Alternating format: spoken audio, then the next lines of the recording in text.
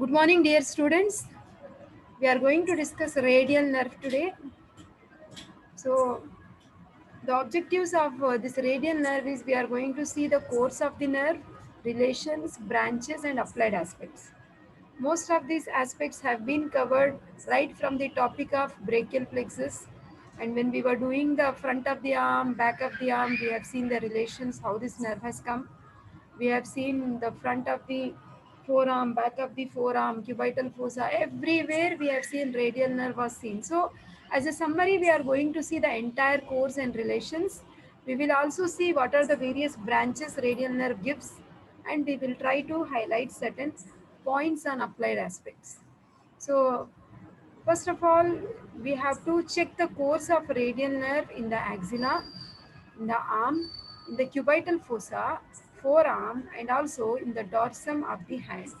So complete distribution of the nerve, that is the course, and what are the structures between which it is passing, that is relations we are going to see. So let us see how this, for a small recapitulation of you, if you remember when we were discussing humerus bone, we talked about radial groove or spiral groove. Again, if you try to recollect in the lower triangular space, in the intermuscular spaces, again in the lower triangular space also, we have seen the same nerve in the same position. That is the radial nerve in radial groove or spiral groove. So this nerve is actually accompanied by one of the arteries. What is that? Yes, that is profunda brachiae artery. Okay, then. So its course continues, like if you see, this is our radial nerve, right? So this radial nerve is continuing behind the lateral epicondyle of the humerus. Okay. So after that, you see its course is seen even in the cubital fossa, right? So MBBR is the code, isn't it? Median nerve. Then we have brachial artery, bicipital aponeurosis, and then we have superficial branch of radial nerve on the lateral aspect. So this radial nerve actually it pierces the supinator muscle, okay, and then it is the deep branch. I mean to say, the deep branch goes deep to the supinator muscle, whereas superficial branch is just going below the brachioradialis. Okay, so we know radial nerve is formed from the posterior cord of the brachial plexus. It basically starts in the axilla. It is the largest branch of brachial plexus. It continues as the posterior cord. Okay, that's how all the roots like C5, C6, C7, C8, and T1 are involved in the formation of this posterior cord, the largest branch, that is radial nerve. So this is the nerve of extensor compartments of both arm and forearm. Please remember. So entire arm. What is the muscle you see in the posterior compartment of arm? We have triceps. And what are the various muscles we see in the posterior compartment of forearm? We have seen all extensors. Extensor carpi radialis longus, brevis, extensor digitorum, extensor carpi ulnaris. Isn't it? So many extensor muscles. So all extensor group, that is the posterior compartment group, is exclusively supplied by radial nerve. I want you to remember this fact. Okay, now let us start its course starting with axilla. So again, when we were discussing axilla as a general lecture, then also we have come across this radial nerve. Same points will be now summarized. So like see, when we were doing axilla, we were talking about axillary artery, right? So this like radial nerve, so this whole thing red in color is axillary artery, and if you lift this axillary artery more behind, you will see there is radial nerve. That means it lies posterior to the third part of axillary artery, which lies below the lower border of pectoralis minor. So anterior to the posterior wall of axilla. Then it leaves the axilla at the lower border of teres major muscle, running over subscapularis and latissimus dorsi. Then after that, once it runs over those muscles, this we have already done when we were doing intermuscular spaces, that is lower triangular space. Once it has moved out from axilla, it has now entered into the arm, and then it has come into the posterior compartment of arm. So what is the muscle we see in the posterior compartment? Triceps brachiae. So if you remember, we have this lower triangular space. You need to just revise and write the same names of the muscles as boundaries, so that it will be easy for you. You will be applying the same points for the answer of lower triangular space and also the course of radial nerve in the arm. So let us see. So it enters in the lower triangular space. It is accompanied by profunda brachiae artery. So what are the various boundaries? We already know. Superiorly, it is this space is bounded by the teres major muscle, and medially we have long head of triceps, and laterally we have shaft of the humerus, right? Yes. Now, once see this, this is the lower triangular space, and this is the spiral groove, also called as radial groove. What we see on the posterior aspect of the middle one third of the shaft of the humerus.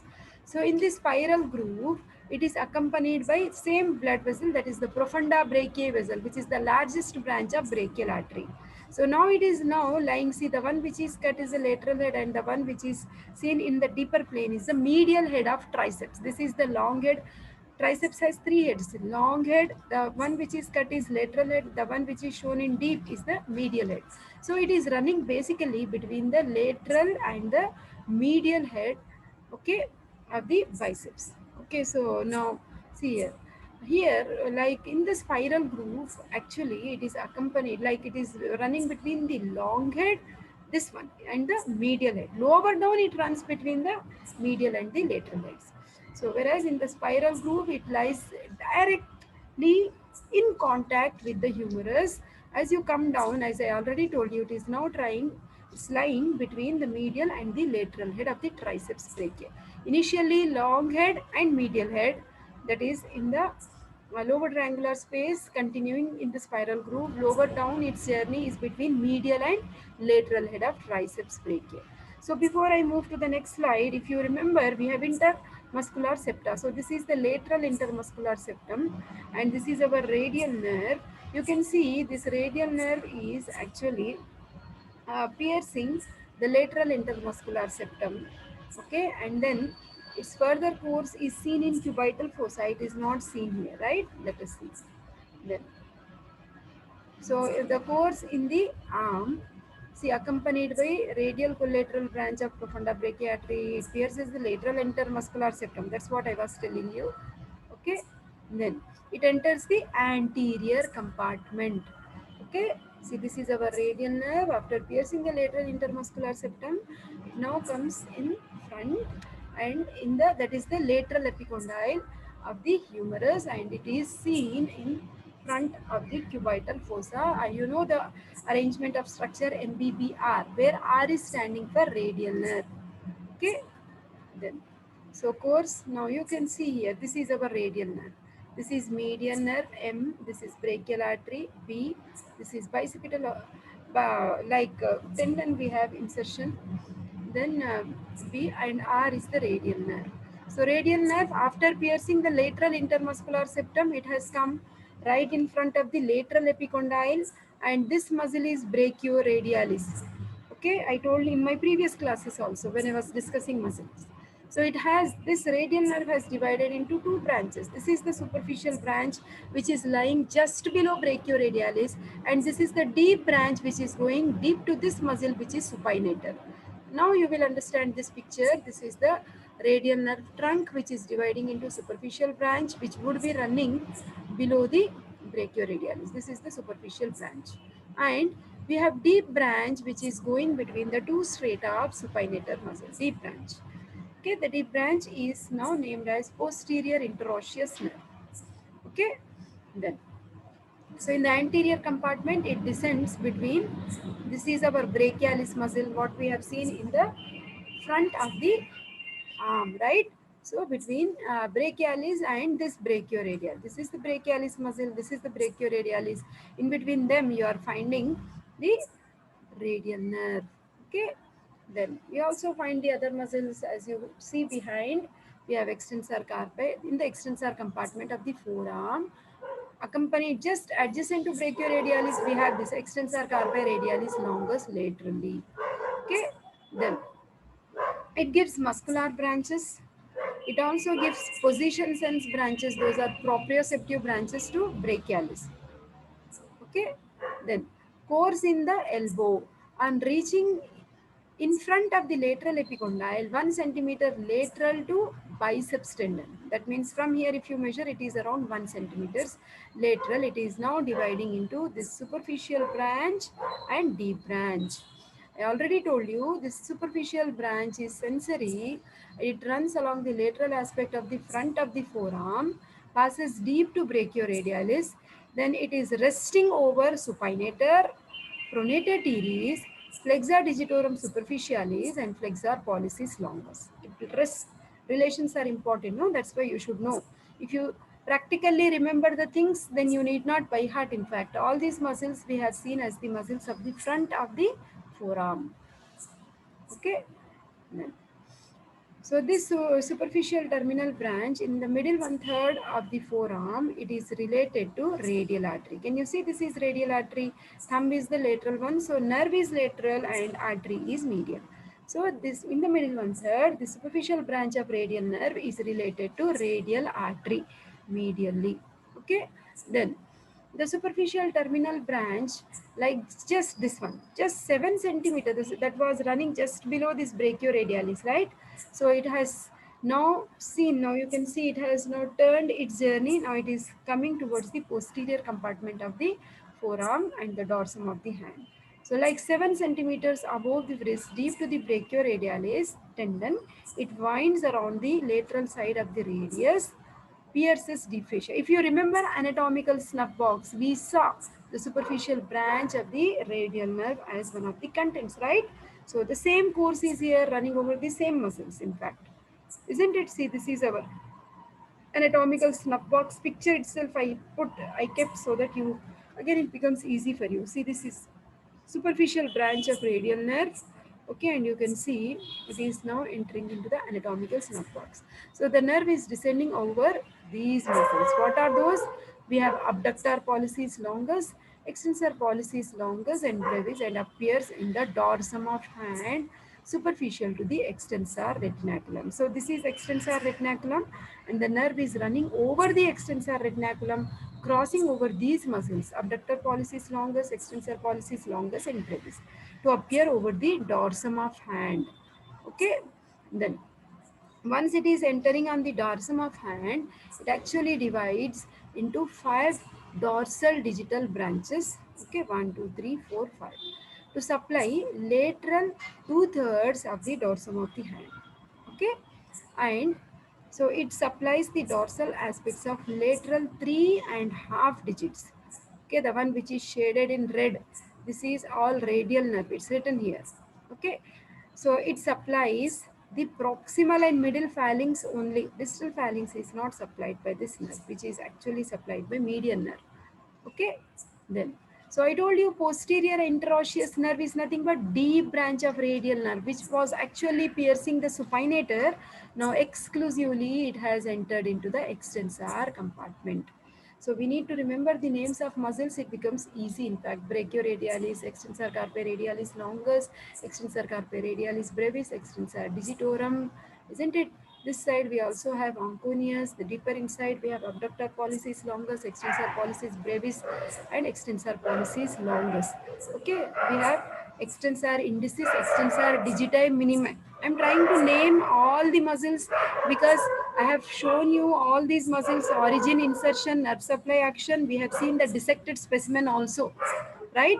So you try to recollect all extensor muscles of the forearm. So obviously the deep branch of radial nerve, which is actually also called as posterior interosseous nerve, it will supply all these muscles. Blindly you remember extensor compartment of arm, which has triceps, and extensor compartment of forearm, which has all these muscles. They are exclusively supplied by radial nerve. Okay, so here it is motor in the sense it is supplying all these muscles. So it winds around the lateral side of the radius. Okay, so between the superficial and deep strata of supinator, I have shown you many pictures actually where you can see, in fact, it is running between the two strata, right? Okay, let me go back. Yes, this one. Superficial and deep strata, you have the deep branch of radial nerve. So same course is now being discussed here. Okay, then it is passing between the superficial and deep group of extensor muscles. This clearly this shows. Okay, Netter's picture this is. So before piercing the supinator, it gives first branch to extensor carpi radialis brevis, and then it is giving branch to the supinator where it is piercing in fact. So then it is giving branch to extensor pollicis longus. It is accompanied by posterior interosseous artery also. Okay, common interosseous artery, if you remember, ulnar arteries branch, it divides into anterior and posterior, right? So it is accompanied by posterior interosseous arteries. Okay, then it occupies the fourth compartment. We have seen certain compartments in the extensor retinaculum. So this nerve is taking its entry in the fourth compartment of the extensor retinaculum, and it is terminating in the form of pseudoganglion. Okay, pseudoganglion will have only collection of tissue where you do not have cell bodies of the neurons. Okay, then posterior interosseous nerve, this one, that is the deep branch of radial nerve. It gives muscular branches to extensor carpi radialis brevis. Okay, then it gives branch to supinator where it has pierced extensor digitorum, which splits into four slips, extensor digiti minimi, then extensor carpi ulnaris. Okay, then so not only that, it gives branches to extensor pollicis longus, extensor indicis, abductor pollicis longus, extensor pollicis brevis, right? Even extensor pollicis longus. Okay, all these muscles. So it gives branches to carpal articulations. So deep branch supplies supinator. All muscles of just blindly remember all the muscles, it becomes easy. Okay, supinator, extensor carpi radialis longus and brevis. So branches we have seen in the axilla. It gives posterior cutaneous nerve of the arm. That means cutaneous supply over the triceps is coming from the cutaneous branch of radial nerve, which is called as posterior cutaneous nerve of arm. So it gives branch to long head of triceps brachiae, right? This is our radial nerve, thickest of all nerves. So clearly visible it is. Okay, it is posterior to brachial artery, we know. Okay, so it is giving branches to medial head and lateral head of triceps brachiae. Okay, then even it enters the lower triangular space, reaches the spiral groove.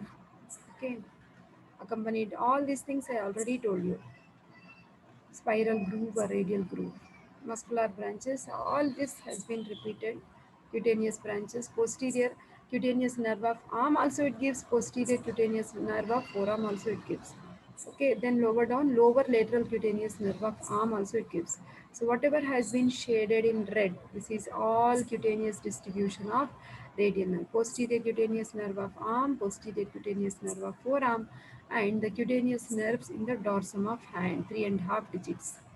Okay, so this is all about the story of radial nerve.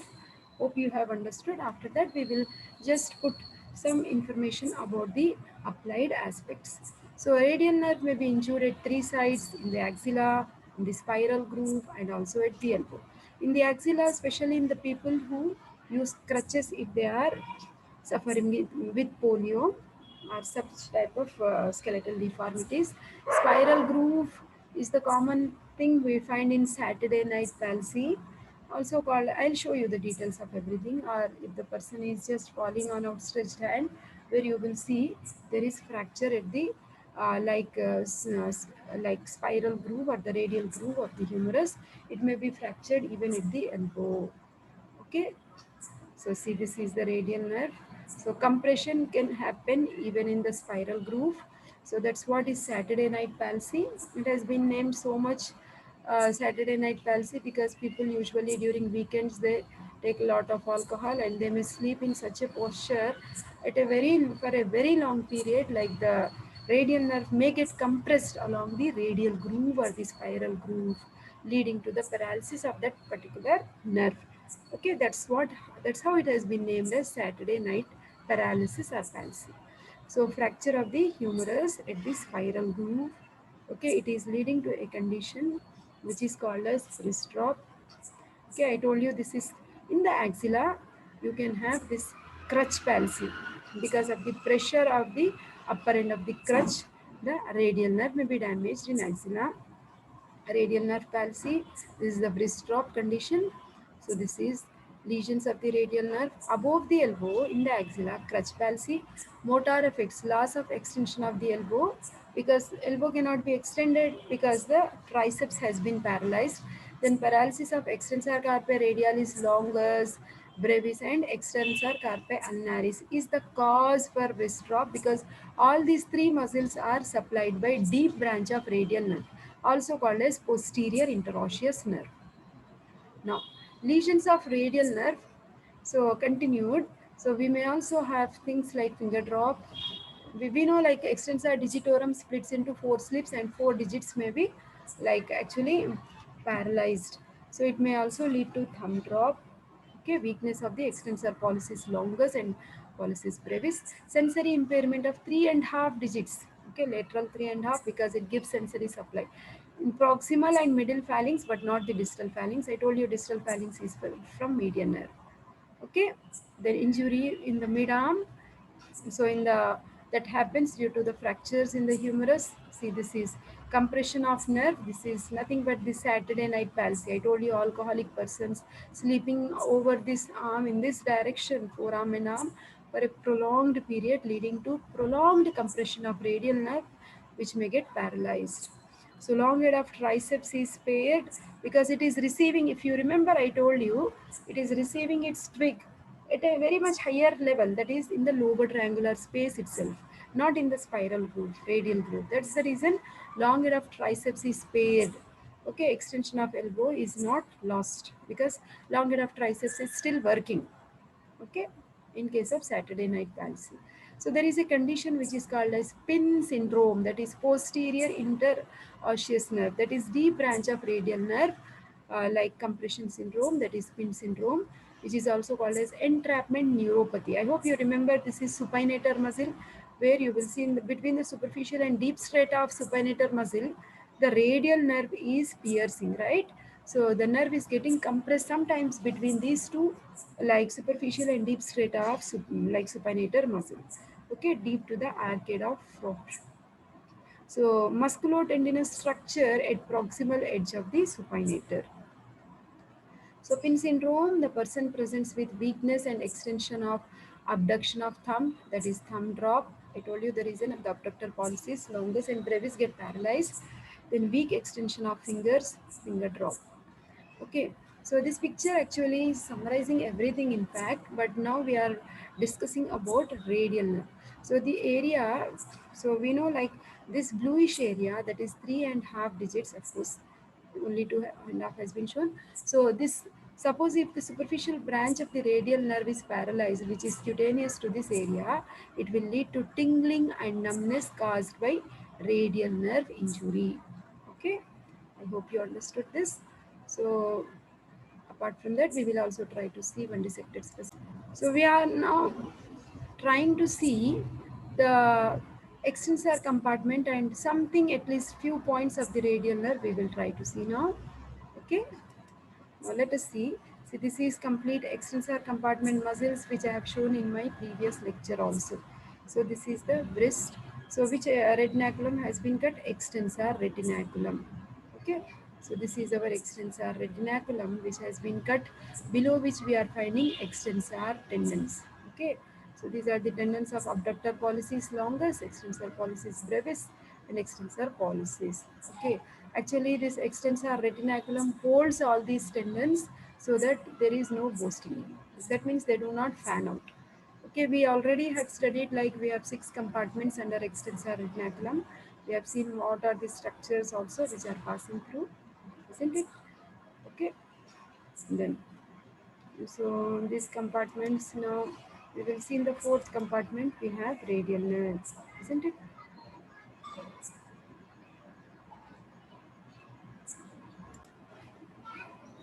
You can see now this muscle is brachioradialis, and I told you just below the brachioradialis we have superficial branch of radial nerve going, right?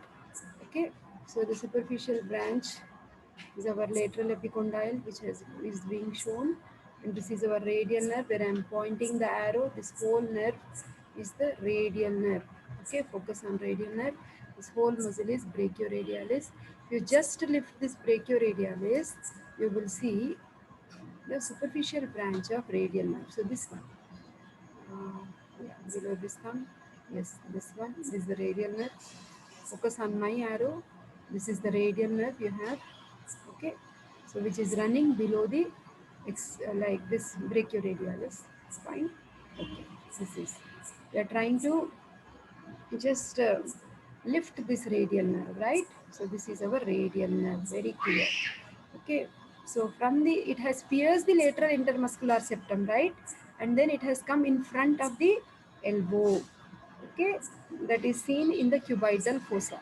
So in the cubital fossa, you will see it is seen below the brachioradialis, isn't it? So MBBR structures, the last one is the superficial branch of radial nerve. The superficial branch is being lifted and you can see how nicely it is running below the brachioradialis. Okay. Deep branch is going deep to the supinator muscle, right?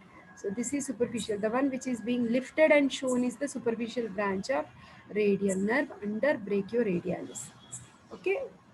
Then this is all superficial branch of radial nerve. Okay, it goes like superficially. Now you can see it is seen here. This is also superficial branch. Initially it was seen as though it was in the anterior aspect. Now it has come over the extensor compartment. Now this is the anatomical snuff box area, and then you can see it has entered into the dorsum of the hand, right? So where it divides into three, like four branches. Okay, now see here, this is the deep branch. Deep branch is piercing which muscle? Supinator muscle. See, deep branch is much thicker. Okay, once it pierces the supinator in the floor of cubital fossa, it goes into the extensor compartment. Here it is giving branch to extensor carpi radialis, longus brevis and extensor carpi ulnaris. Okay, small tweaks to nearby muscles you can check. And then posterior interosseous nerve is nothing but the deep branch of the radial nerve. So after piercing the supinator, it now just goes behind. So these are all extensor group of muscles. This I have shown you a clear video when we were doing extensor compartment. You can revise the muscles once from that lecture. Okay, pin syndrome, just now I told you it can get entrapped between the two heads of the supinator. Okay, sometimes even it may get dislocated. Okay, that is. So if it is damaged, I told you it will lead to a condition called as wrist drop, isn't it? Then paralysis of extensor carpi radialis longus, brevis, and extensor carpi ulnaris. Okay, there it has given branches to these three muscles, right? So that is leading to wrist drop. Okay, I hope you understood this. Um, so let us go back to our lecture very fast. I'll try to just summarize the things. So I told you, so we need to remember the radial nerves course, relations, branches, and applied aspects. So we have seen its course in the axilla. Okay, isn't it behind the axillary artery, below the, that is the third part of the axillary artery. Then in the arm, we have seen that is in the radial groove or the spiral groove in the lower triangular space, cubital fossa, right in front of the lateral epicondyle of the humerus, where it is dividing into superficial deep branches. And in the forearm, superficial and deep branch, superficial running below the brachioradialis. Deep branch, that is the posterior interosseous nerve supplying all extensor muscles. So this is our radial nerve, which is deep to the brachial artery, axillary artery. Then is the spiral groove. Then this is the lateral epicondyle. Radial nerve dividing into superficial branch and deep branch. Deep branch goes deep to supinator. So superficial and deep straight are the supinator muscles. This is the superficial branch. So that's how you need to remember all the points. Okay, I hope you understood. Radial nerve is very much important essay question which is usually asked for 15 marks. The question will be clinically framed either as crutch palsy or wrist like radial nerve palsy, that is wrist drop. Okay, so these are the two terms which are usually are Saturday night palsy. Okay, sometimes pin syndrome also. Then, so that's it. So study well. Wish you very all the best. Thank you.